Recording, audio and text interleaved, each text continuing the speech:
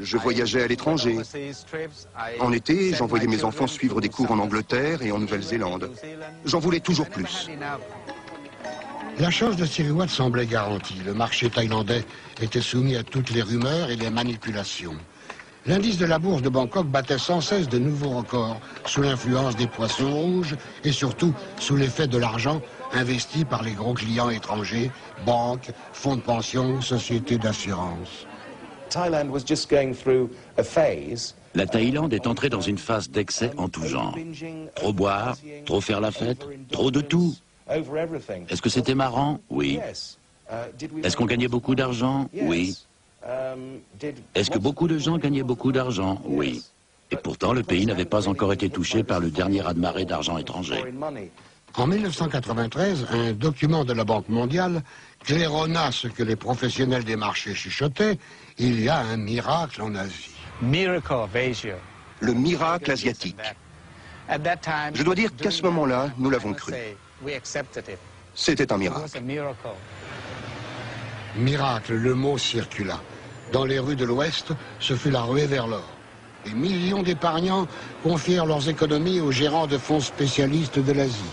Le grand public a servi effectivement de relais sur la deuxième étape de croissance de ces marchés.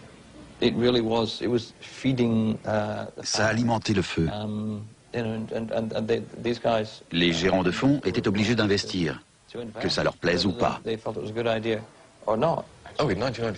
Au dernier trimestre de 1993, c'était courant d'arriver au bureau le matin et d'apprendre que vous aviez 7 millions de dollars de plus à placer parce que votre produit s'était vendu pendant la nuit. Il fallait les mettre sur le marché. Une bulle spéculative était manifestement en train de gonfler.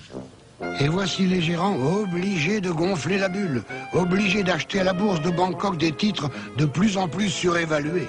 On a accepté de payer des prix plus chers que vraiment tous nos critères que l'on retient habituellement nous autorisaient à utiliser. Les acheteurs étaient à l'affût de toutes les offres. Et croyez-moi, même des valeurs que l'on pensait intéressantes étaient en fait vraiment pourries. Même les plus raisonnables se laissèrent griser par cet accélérateur de profit. Tous étaient persuadés qu'il y aurait une hausse de 5% le lendemain ou de 10% le surlendemain. C'est l'automne 93 qui a été tout à fait spectaculaire. En fait, si vous mettiez 100 francs sur la bourse thaïlandaise, sur l'indice thaïlandais au début du mois de septembre, à fin décembre, vous aviez doublé votre capital.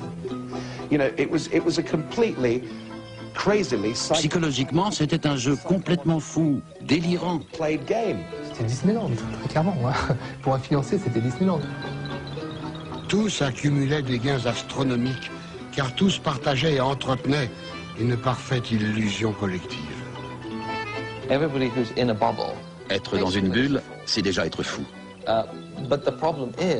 Mais le problème, c'est qu'il faut beaucoup de courage ou de perspicacité pour refuser d'y entrer. Surtout s'il s'agit de faire gagner de l'argent à vos clients. C'est très difficile de leur dire, sincèrement, nous n'y croyons pas. Nous n'allons donc pas passer d'ordre. Si cette même année votre concurrent double sa mise, vous risquez de vous retrouver au chômage.